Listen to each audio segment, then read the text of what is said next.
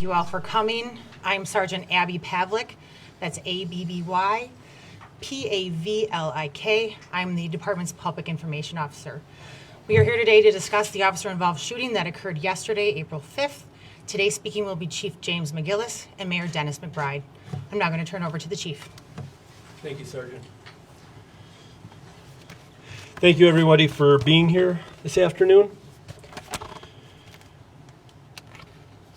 So on yesterday's date, Tuesday, April 5th, at around 10:50 p.m., Wauwatosa police officers were on patrol in the 4300 block of North 92nd Street when they observed a silver Pontiac Grand Prix that was reported stolen through the city of Milwaukee. The vehicle pulled into the alleyway just east of 92nd Street and stopped, at which time officers attempted to contact the driver of the vehicle, a 17-year-old male. The male exited the vehicle armed with a handgun. Officers gave commands for the subject to drop the gun. However, he failed to comply with commands and began running towards officers. Two officers then fired their weapons and struck the subject. Officers immediately began rendering aid to the subject until the Milwaukee Fire Department arrived and transported the subject to an area hospital for medical treatment. And he is expected to survive. No officers were injured in the incident. Through continued investigation, it was later learned that the vehicle had been recently recovered by a family member of the vehicle's owner. The recovery of the vehicle, however, had not been reported to police, so the vehicle was still listed as stolen at the time of this incident. The officers involved in the incident, a 34-year-old officer with 8 years of experience and a 30-year-old officer with 5 years of experience, have been placed on administrative leave per department policy. The officers' body-worn cameras and the in-squad cameras were operational and recorded the incident. Due to the ongoing investigation and to protect the integrity of the investigation, the video footage will not be released at this time.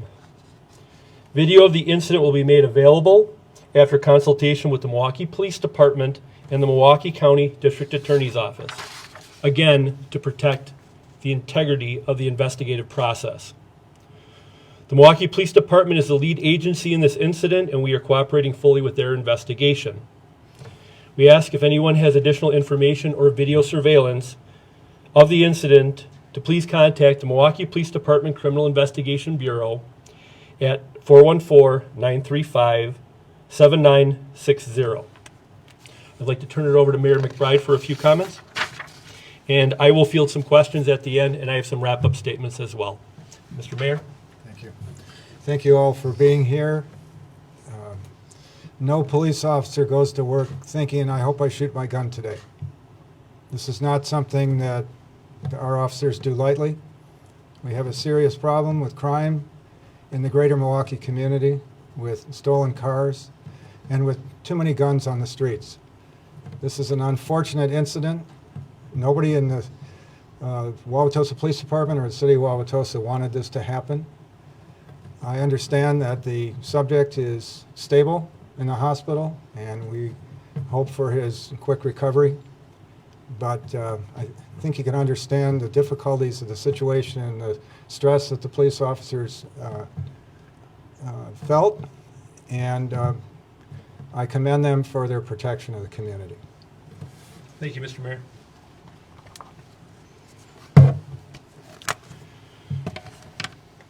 So police officers have a desire to protect the community and go home at the end of their shift every night. They go out there to serve the public. And I have to commend the officers of the Wauwatosa Police Department for being brave, going out there to do the things that they're needing to do.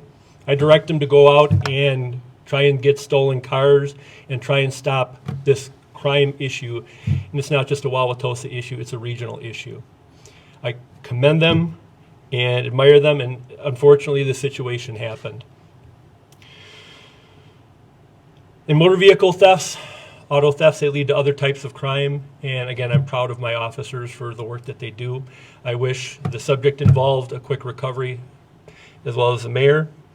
Let's get down to brass tacks here. Why does a 17-year-old have a firearm in their hand? Why does that happen? They're endangering their own lives. They're endangering the lives of my officers and the community. And this has to stop. Any questions? To clarify, this was believed to be a stolen vehicle, but it turned out that it was not.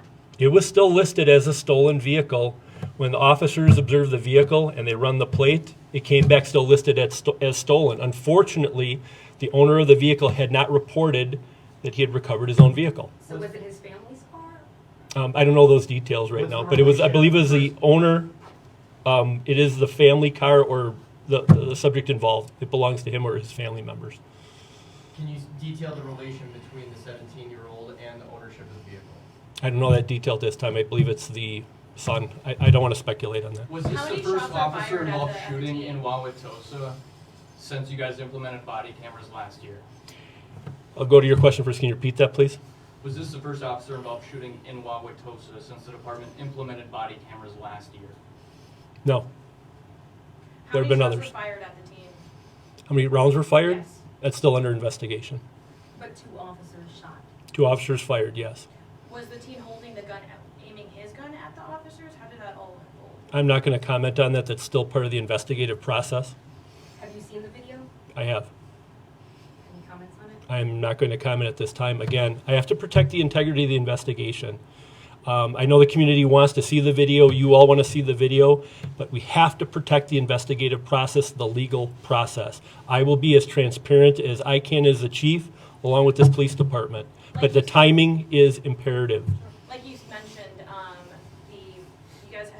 police had no idea that the car was recovered because it was never listed as recovered. But what do you see of the family right now that's, by the side of the 17-year-old? What do I say? Yes.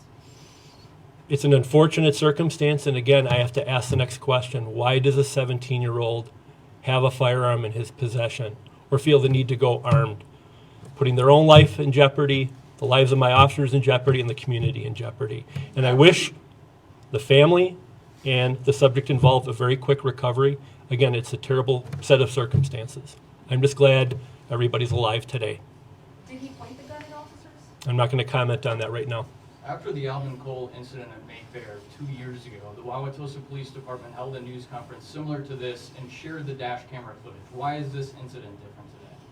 I'm not going to comment on that. Again, I'm trying to protect the investigative process. This just happened last night, and there's a lot of different steps in that investigative process. Were there any other people in the vehicle? There were not. And what date was that vehicle initially reported stolen? That I don't know. I don't know. Are people supposed to report that their car has been recovered if they filed a police report that it's been stolen anyway? It seems like a lot of people across the area find their cars themselves or friends find them because police are so overwhelmed. Absolutely, ma'am. How are we supposed to know if the public doesn't let us know that they recovered their own vehicle? And I'm not trying to cast blame here by any means, but we need to have that information coming back to us so we can take it out of our investigative systems and databases so it's not listed as stolen. However, when we go to stop a stolen vehicle, we're there to get the vehicle stopped and again to investigate. But then these circumstances happen sometimes. What's the protocol when it comes to a police officer pointing their gun at a suspect? What's the protocol there? When do they, what's their, I guess, what you guys teach them, their mindset of when to use their weapons? That's a very broad question, and I need some clarification on it. I guess, when they're, what compels a police officer to use their weapons on a suspect? When are you guys, when are they supposed to use them? When they fear of imminent threat or death or great bodily harm to themselves or another person.